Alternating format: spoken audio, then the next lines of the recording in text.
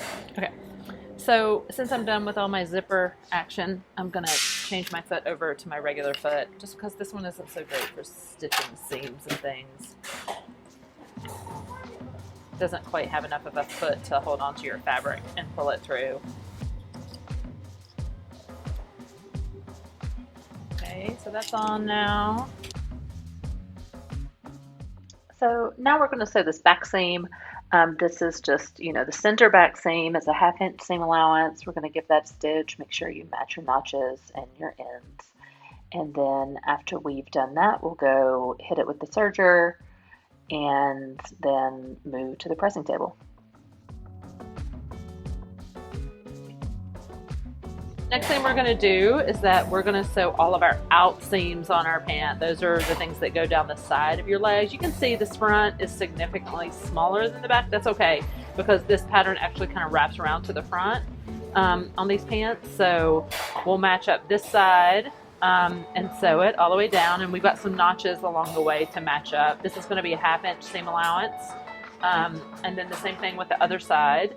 And if you want to pin those, you can, but since we're kind of trying to show you our tricks here in the factory, I'm not going to pin them at all, and you can just kind of see how I sew that as I go, but feel free to pin them if you're not comfortable, or use the clip, the Wonder Clip.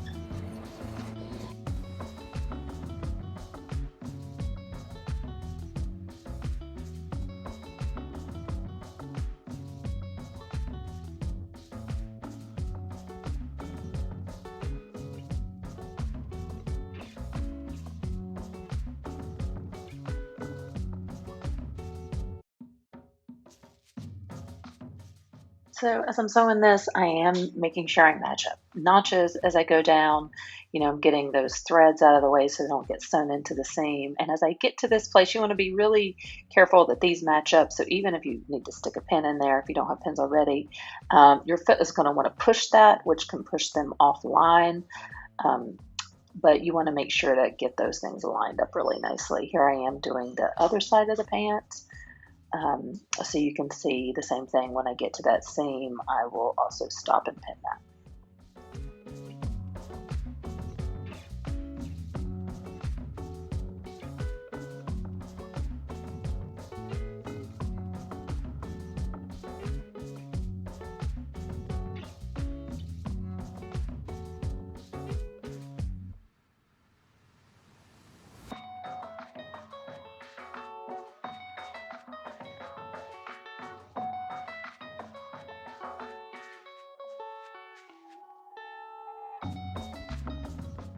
So we're going to go ahead and serge both of these side seams, and then we will head over to the pressing table to give this a really nice press down the side seam. There's a little bit of a curve there, so you kind of just got to work your iron. Then I come from the outside and do that as well. We'll do both, both pant legs here.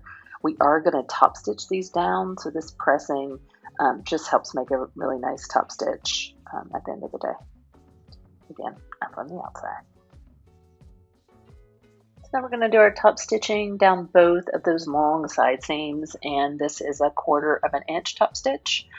Again, you could do a cool double stitch down the side here. And again, remember when I've been doing all this top stitch detail, I've made my stitch length a little bit longer than usual, just to give it a little, sturdiness. And again, I'm going to move up this leg.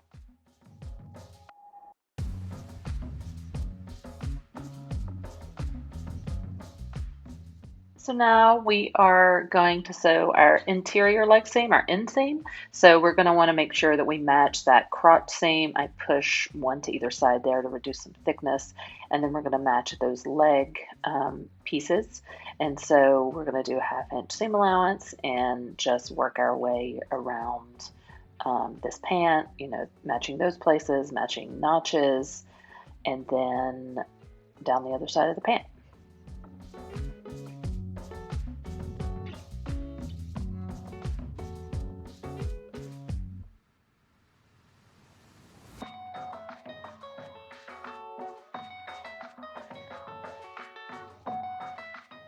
So we did go ahead and serge this seam as well. I didn't show that, but you kind of got the idea now.